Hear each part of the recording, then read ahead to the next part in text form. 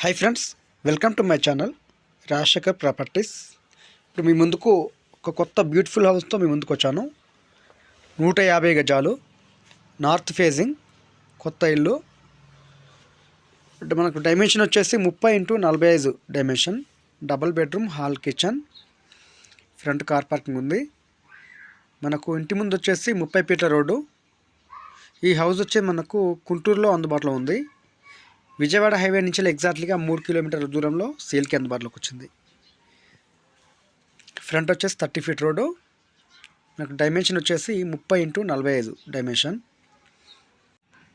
Clear title, north facing, LRS full paid, G+1 permission.